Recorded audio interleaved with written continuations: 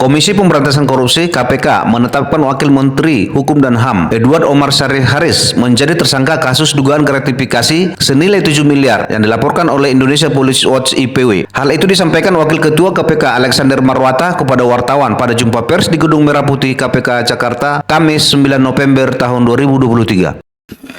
Yang saya hormati dan banggakan teman-teman wartawan, hari ini saya akan menyampaikan informasi terkait lanjutan perkara dugaan tindak pidana korupsi berupa penerimaan hadiah atau janji pada penyelenggara negara atau yang mewakilinya disertai gratifikasi terkait pemeriksaan perpajakan tahun 2016 dan tahun 2017 di Direktorat Jenderal Pajak. Dalam perkara ini KPK sebelumnya telah menetapkan dan mengumumkan sejumlah pihak sebagai tersangka sebagai berikut: APA, ini Direktur Pemeriksaan dan Penagihan pada DJP, DR, Kasubdit Kerjasama dan Dukungan Pemeriksaan pada DJP, WR, Supervisor Tim Pemeriksa Pajak pada DJP, AS, Ketua Tim Pemeriksa Pajak, RAR, Konsultan Pajak PT GMP, AIM, Konsultan Pajak PT GMP, AS, Konsultan Pajak PT JB, dan FL, Kuasa Wajib Pajak PT BPI Terbuka. Putusan perkara para tersangka dimaksud saat ini telah berkekuatan hukum tetap. Dalam proses penyidikan perkara, tersangka APA dan kawan-kawan ditambah dengan munculnya berbagai fakta hukum selama proses persidangan, serta diperkuat dengan putusan majelis hakim, selanjutnya ditemukan adanya peran pihak tertentu yang turut serta dalam melakukan perbuatan pidana. KPK kemudian melakukan pengembangan penyidikan dan mengumpulkan berbagai alat bukti dengan menetapkan dan mengumumkan tersangka sebagai berikut. Yang pertama, YMR, ini anggota tim pemeriksa pajak pada DJP, dan FB, anggota tim pemeriksa pajak pada DJP. Kaitan kebutuhan proses penyidikan, tim penyidik menahan tersangka YMR dan FB untuk masing-masing selama 20 hari pertama terhitung mulai hari ini tanggal 9 November 2023 sampai dengan tanggal 28 November tahun 2023 di rutan KPK.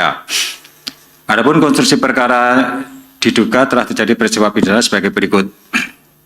YMR dan FB sebagai anggota tim pemeriksa pajak atas perintah dan arahan berjenjang dari APA selaku Direktur Pemeriksaan dan Penagihan, DR selaku Kasubdit Kerjasama dan Dukungan Pemeriksaan, WR selaku Supervisor Tim Pemeriksa Pajak, dan AS selaku Ketua Tim Pemeriksa Pajak ditugaskan melakukan rekayasa penghitungan kewajiban pembayaran pajak sesuai dengan permintaan dari para wajib pajak. Agar keinginan wajib pajak dapat disetujui, APA dan DR mensyaratkan adanya pemberian sejumlah uang, dan yang melakukan deal dengan wajib pajak di lapangan adalah YMR dan FB. Wajib pajak yang memberikan uang diantaranya PT GMP untuk tahun pajak 2016, PT BPI untuk tahun pajak 2016, dan PT JB. Atas pengkondisian penghitungan perpajakan untuk 3 wajib pajak dimaksud, APA, DR, WR, AS, YMR, dan EP menerima 1 miliar dan 4 juta dolar Singapura. Selain itu, YMR dan EP bersama-sama dengan APA, DR, WR, dan AS diduga menerima gratifikasi dari beberapa wajib pajak lainnya dengan bukti permulaan sejumlah sekitar miliaran rupiah dan masih terus dilakukan pendalaman oleh penyidik. Para tersangka disangkakan melanggar pasal 12 huruf A kecil atau pasal 12 huruf B kecil atau pasal 11 Undang-Undang Republik Indonesia Nomor 31 Tahun 99 tentang Pemberantasan Tindak Pidana Korupsi, sebagaimana telah diubah dengan Undang-Undang Republik Indonesia Nomor 20 Tahun 2001 tentang perubahan atas Undang-Undang Nomor 31 Tahun 99 tentang Pemberantasan Tindak Pidana Korupsi junto pasal 55 ayat 1 ke 1 KUHP.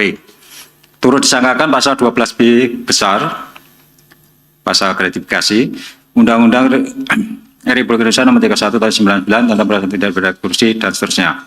Demikian, sampaikan, terima kasih. Lalu yang kedua terkait penyidikan Wamenkumham. Apa betul sudah ada sprindik ya Pak? Lalu ada berapa sih Pak tersangkanya Pak? Apa benar ada 4 dan salah satunya itu Wamenkumham itu? Mungkin butuh penegasan aja Pak.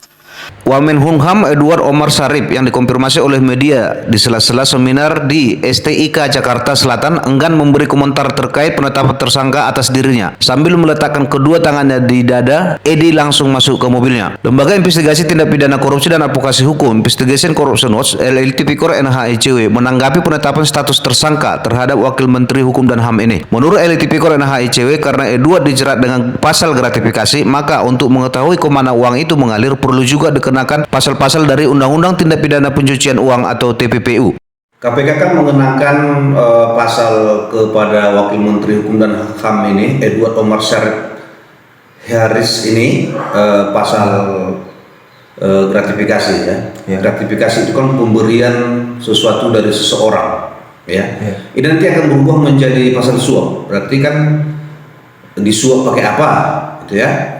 Ya tentu pakai uang ya. Informasi yang kami dapat dari KPK itu dikirim ke beberapa rekening daripada stafnya ya. Nah, uang berarti kalau objeknya dalam perkara ini adalah uang ya kan, berarti ada uang yang hilang gitu ya. Uang yang hilang atau uang yang didapat dengan dalam hal ini penyalahgunaan wewenang ya. Maka uang itu harus ditelusuri kemana. Istilahnya itu follow the money ya, ikuti kemana aliran uangnya kan gitu kan. Ya, sebagai menteri dia kan gajinya kan tertentu itu sekian per bulan, sekian ada tambahannya lagi kan, berarti kan tertentu. Nah ini kan dilapor ke KPK ya. Jadi ikuti aliran uangnya kemana. Nah untuk itu kami sarankan kepada KPK perkara ini juga atau kasus ini juga harus dipakai dengan menggunakan pasal dalam Undang-Undang Tindak Pidana Pencucian Uang. Ya, supaya kita tahu kemana uang itu mengalir. Ditetapkannya Wamenkumham ini sebagai tersangka menambah panjang daftar menteri-menteri Presiden Jokowi yang terseret kasus-kasus korupsi besar di negara ini. Reporter LL Tipikor NHICW TV melaporkan untuk Anda.